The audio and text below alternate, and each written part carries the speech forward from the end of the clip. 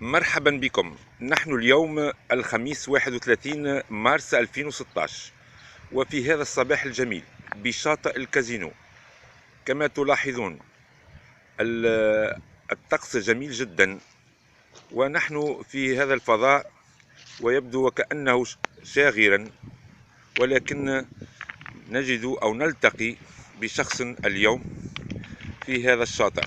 صباح خير. اهلا، السلام عليكم، كيف حالك؟ أي نهارك زين يا سيدي. نهارك زين، يعطيك الصحة ويبارك انا فيك. توا لقيتك صدفه، خاطر انا جيت الصباح ايوه ويبدا الشاطئ في حتى حد، اما لقيتك انت تلمد هكا شويه فضلات واوساخ.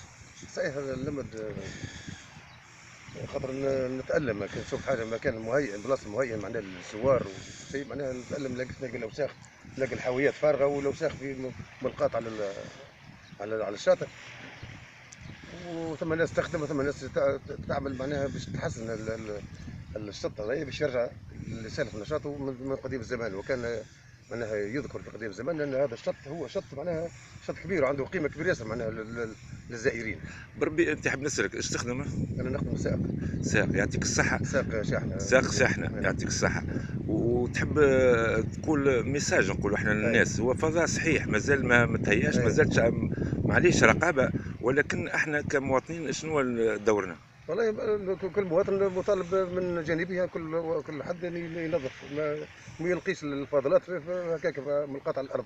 ثم حاويات تشوف موجوده. محاويات، وكل واحد باش تقلص الواحد باش كي يجي انسان بلاصه معينه، مش كما اوساخ وقلوب وكسكروتات وفي مشوار.